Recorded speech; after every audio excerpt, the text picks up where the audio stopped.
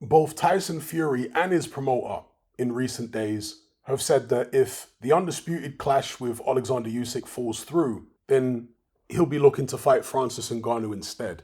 This is very disturbing to me. This is something that I've seen building up with Team Fury, as in this interest in the Francis Ngannou fight. They seem to talk more about Francis Ngannou than they talk about Usyk. You even had John Fury claiming that Ngannou's a bigger threat to Tyson Fury than Usyk is. All this absurd stuff, as if they're trying to, again, condition the public to desire the Ngannou fight more than the Usyk fight. Not what I like to hear. Now, if I've got my glasses half full mentality, then I'm hoping this is a negotiation tactic where they're trying to smoke Alexander Usyk out and get him to compromise and accept whatever split they want to give him if the fight takes place in the UK, be it 60-40 or whatever, and maybe saying, hey, we're going to go in a different direction and fight Ngannou if you don't accept this 60-40 or 65-35. They haven't revealed, as far as I'm aware, what split they're offering Alexander Usyk if the undisputed clash is in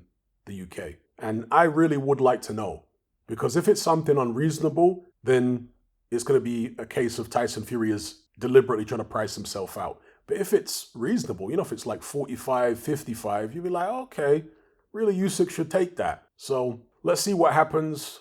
But the signs and the sounds that we're hearing from Team Fury are not positive. I mean, tell me I'm wrong, people. This negotiation has been dragging on for so long. And Alexander Usyk, as I've said in many recent videos, is not a guy that has a track record of being difficult in negotiations. He's very easy to deal with. He gets fights done. That was the case at cruiserweight, and since moving up to heavyweight, same deal. But with this Tyson Fury thing, I mean, they've been negotiating since the end of August. We're now nearly in February, and it's still not done. I mean, originally, they said this fight had to be done by, March 3rd or March 4th? Well, that's obviously not going to happen. Unbelievable. So let me know what you guys think in the comments below. Will this undisputed fight between Tyson Fury and Alexander Usyk happen next? Or will Fury do the unthinkable and go and fight?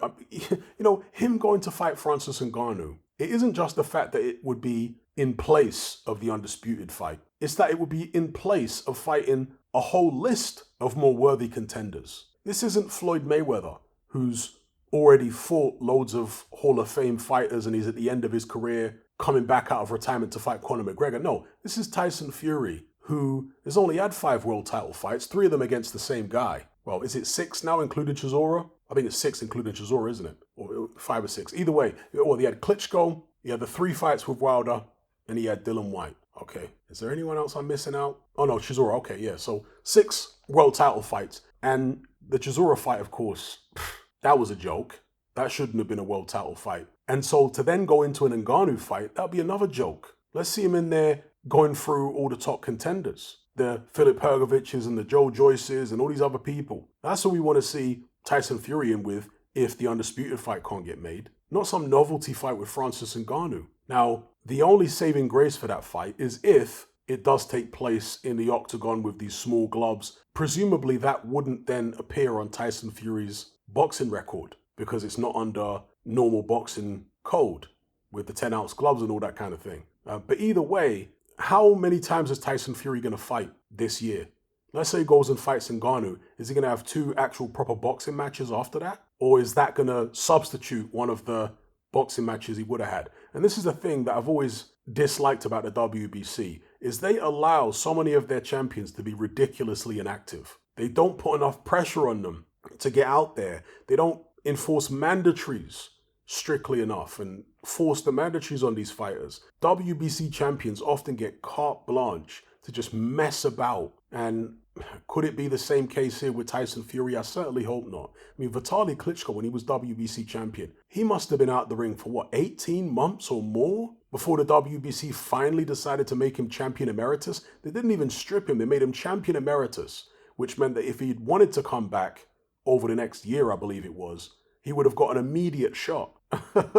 So they let Vitaly Klitschko just do whatever he wanted, being inactive. With Canelo Alvarez, they gave him carte blanche when he was middleweight champion, the WC middleweight champion. Even at light middleweight, Alvarez was given carte. In fact, was he WBC light middleweight champion, or was that WBO when he fought Matthew Hatton? I forget now. But certainly as middleweight champion, when there was the Canelo weight, the WBC were just letting Canelo do whatever he wanted.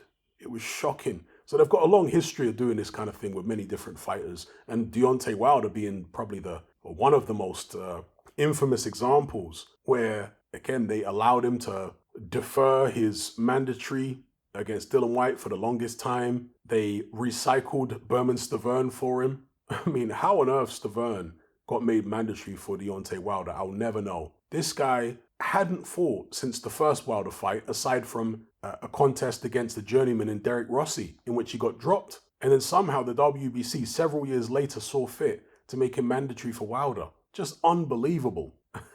Maybe that's the clout that Don King still has with the WBC, but also the fact that Al Heyman and Don King are very close. So, yeah, let me know what you guys think in the comments below about this whole situation with Tyson Fury Usyk. As I say, the longer it drags on, the more anxious I start to get. So let's hope we get an announcement sooner rather than later. But at the moment, with Fury constantly talking about this Ngannou fight, how many of you guys are still hopeful? Let me know. Are you sick and tired of the mainstream mindset? Does the dogmatic conformity and pathological ignorance have you tearing your hair out in frustration? Then don't be alone.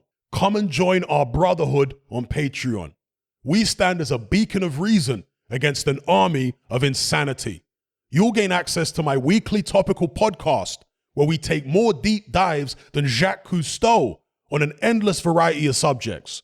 There's also videos, interviews, live Q&As, as well as a vast back catalogue of previous episodes, including my popular Confessions of a Nightclub Bouncer series.